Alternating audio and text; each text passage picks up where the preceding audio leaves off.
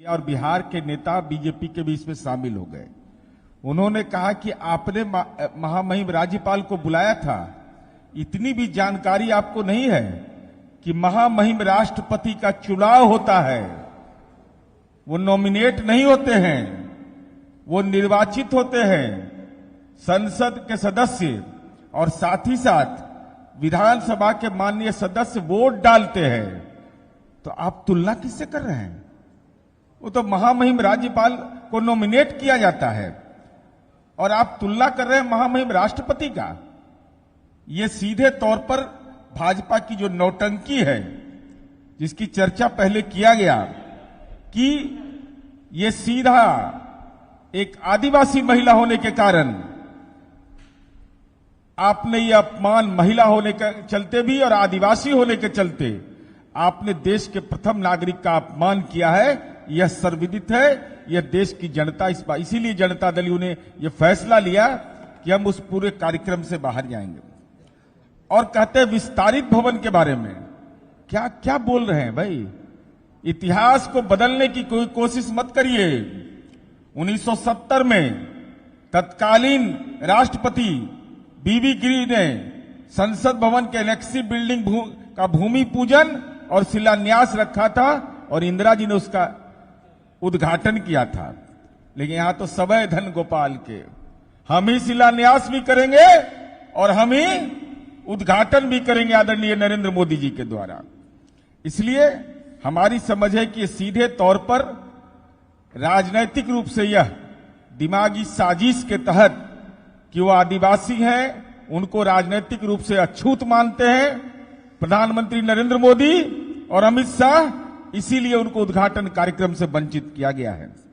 अब हम इनको बताना चाहते हैं कि जरा देख लीजिए ये कितने बड़े सनातन धर्म का अपमान करने वाले लोग हैं।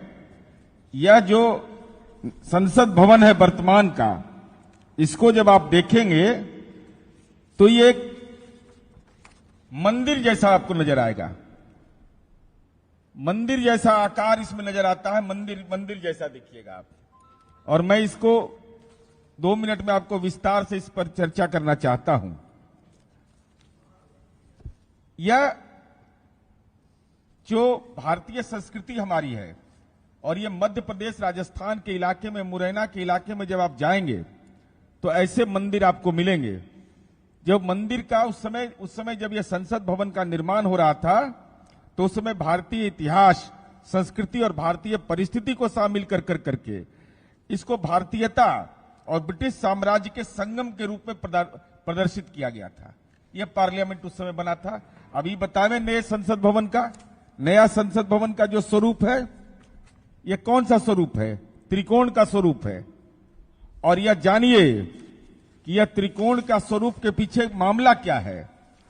उस समय जब यह संसद भवन बनने की बात हुई तो बेकर वो त्रिकोणाकार उन्होंने डिजाइन उस समय दिया था, लेकिन उसको रिजेक्ट कर दिया गया था। कहा गया था कि नहीं, यह भारतीय डिजाइनर को इसमें शामिल करिए। भारतीय वास्तुकला इसमें नहीं रहेगा, भारत की कला संस्कृति नहीं रहेगी, भारतीय सभ्यता नहीं रहेगी, तो यह मंजूर नहीं किया गया था।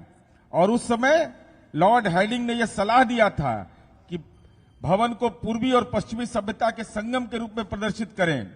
भवन पूरी तरह भारतीय जनमानस के अनुरूप बनाया गया था। अब चलिए इनका जरा देखिए कि हिसाब किताब। तो यह डिजाइन जो वर्तमान डिजाइन है, मेरा सीधा आरोप है कि जो देश के संविधान सभा में, देश के संसदीय व्यवस्था में जिस पर लगातार विमर्श होते रहा, जिसको रिजेक्ट कर दिया गया बेकर के डिजाइन को, उसी टाइप का डिजाइन बना करके नया संसद भवन देश को समर्पित करने की तैयारी हो रही है।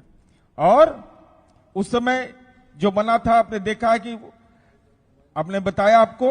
अब चलिए, जब ब्रिटिश सरकार ने संसद बनाया था तो दुनिया के कई विख्यात शिल्पकारों ने अलग अलग डिजाइन बनवाया और अंततः 2 शिल्पकारों को सेलेक्ट किया गया था। यह इतिहास के दस्तावेज है। लेकिन सवाल मोदी जी आपसे यह है कि आखिर इसमें खेल कौन सा हो रहा है? भारतीय संसद बनाने का ठेका जिसको दिया गया वह व्यक्ति है बिमल पटेल। गुजरात के मुख्यमंत्री रहते हुए उसको बड़े बड़े काम दिए गए, उसको पद्मश्री इन्होंने दे दिया। देखिए सातिराना तरीके से क्या काम किया गया। जो केवल गुजरात में, अगर ये बहुत बड़े शिल्पकार थे, वास्तुकार थे, आर्किटेक्ट थे, तो इनको देश के दूसरे राज्यों में क्यों नहीं काम मिला? क्यों काम मिला केवल जब आदरणीय नरेंद्र मोदी जी गुजरात के मुख्यमंत्री रहते हैं, तब बिमल पटेल की कंपनी को काम मिलता है। जब दिल्ली इनका पदार्पण होता है, तब इनका गृह प्रवेश होता है दिल्ली के काम में। ये कौन सा खेल है? नहीं तो देश के विभिन्न राज्यों के अंदर में विधानमंडल बने, बहुत सारे संस्थागत संरचनाएं बड़ी बड़ी खड़े हुए, लेकिन ये बिमल पटेल में आखिर कौन सी खासियत है कि बिमल पटेल को, जो गुजरात का रहने वाला है, उसको आपने उसकी कंपनी को काम दिया और उसको पद्मश्री भी दे दिया। पद्मश्री भी इन्होंने दिया है। और हम ये जानना चाहते हैं कि आप कहते हैं कि 800 लोगों के बैठने की व्यवस्था उसमें है। जो पुराना संसद भवन है उसमें 3 भवन है अभी वर्तमान में जो है, एक लोकसभा, एक राज्यसभा और एक सेंट्रल हॉल। सेंट्रल हॉल के बैठने की क्षमता 800, तो आपने तो 2 ही हॉल बनाया, एक लोकसभा और एक राज्यसभा। तो जो संसद का जो विशेष सत्र होता है जिसमें महामहिम राष्ट्रपति का अभिभाषण होता है, उस महामहिम के अभिभाषण में ज्वाइंट सेशन होता है, उसके लिए आपकी व्यवस्था क्या है? इस सेंट्रल हॉल को खत्म करने के पीछे आपके मन के अंदर क्या साजिश है? यह देश की जनता जानना चाहती है कि सेंट्रल हॉल क्यों नहीं बनाया गया, आखिर इसके पीछे कारण क्या है? आप यही देखिए, बिहार में जो विस्तारित भवन बना, तो एक विस्तारित हॉल बना जिसमें कि विधानसभा और विधान परिषद के सदस्यों की संख्या उसमें आराम से बैठती है। और ये कहते हैं तो भाई अगर इतनी नीयत आपकी साफ थी तो जनगणना क्यों नहीं करवाया? जनगणना क्यों नहीं हुआ अब तक? पाकिस्तान जैसा देश जनगणना करा लिया, लेकिन आदरणीय नरेंद्र मोदी का 56 इंच का सीना, कोविड की चुनौती, दुनिया में अपने आप का ढिंढोरा पीटते हैं, और भारत पे सामाजिक आर्थिक जनगणना आपने नहीं कराया। इसके पीछे सीधा है कि आप परिसीमन का काम नहीं करना चाहते हैं, और एससी एसटी को जो मिलने वाली सुविधा है उससे उसको वंचित करने का दिमाग में एक राजनीतिक साजिश है कि एससी एसटी को जो आरक्षण मिलता है लोकसभा और विधानसभा में, उस आरक्षण पर कोई नया उसका विस्तारीकरण नहीं हो उनकी संख्या के अनुरूप। यह आपकी साजिश है।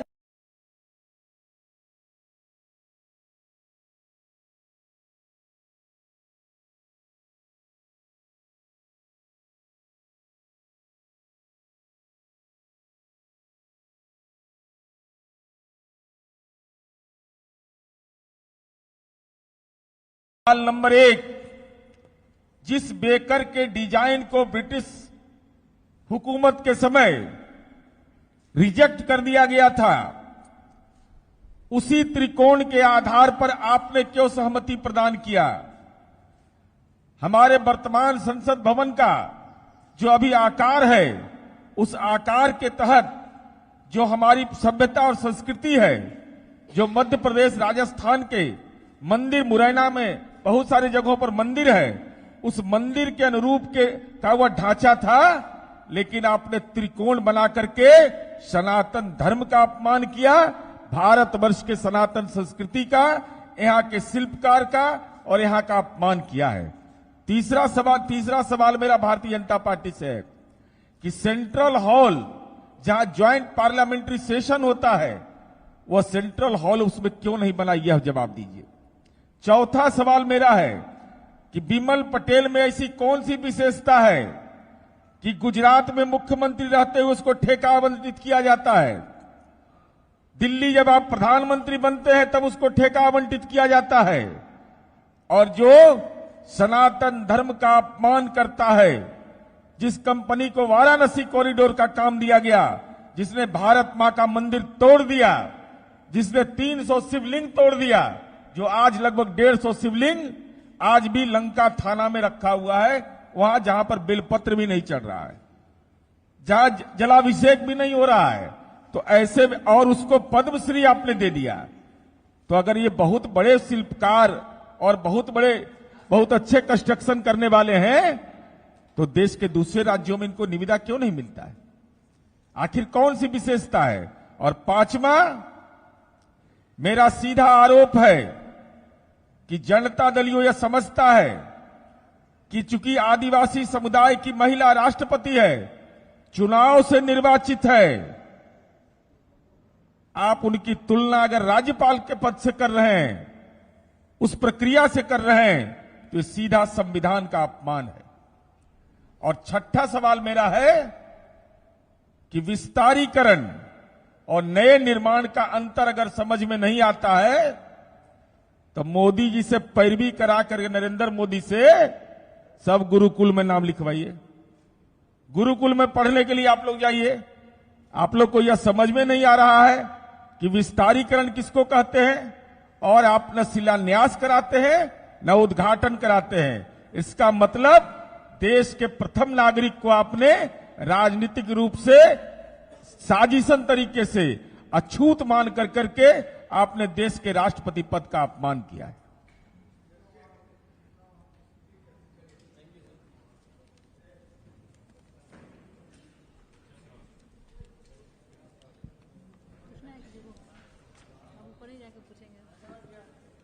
एगो और बुलाइए गए, सुने हैं कि लोग विधानमंडल जाने वाले हैं, विधानसभा।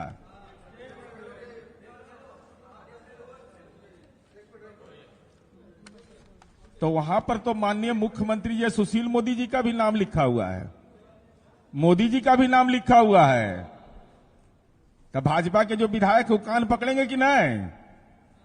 वहां तो कान पकड़ना पड़ेगा आपको कि विस्तारीकरण के उद्घाटन कार्यक्रम में वो थे, और साथ ही साथ हमें ऐसा लगता है कि संसद भवन के उद्घाटन के कार्यक्रम में भारतीय जनता पार्टी के जो नेता हैं बिहार के, भाई वहां तो इन लोग को बुलाया भी नहीं गया। इसका मतलब इन लोग की उपयोगिता नहीं समझी गई, पात्रता नहीं समझी गई। तो ये लोग अपनी राजनीति का दुकान केवल चलाने के लिए ये कार्यक्रम कर रहे हैं। नहीं तो गीता पर हाथ रख के बोलिए कि क्या विस्तारीकरण में सुशील मोदी शामिल थे? क्या ये है कि महामहिम राष्ट्रपति का चुनाव होता है और महामहिम राज्यपाल नॉमिनेट होते हैं? तो गीता पर रख के बोलिएगा ना। आई बिमल पटेल से क्या प्यार है कि भाजपा को कुछ इसमें आता है बिहार में कि नहीं, कि ऊपर ही ऊपर पी जाते हैं पीने वाले। ये जरा बीजेपी बिहार के नेताओं को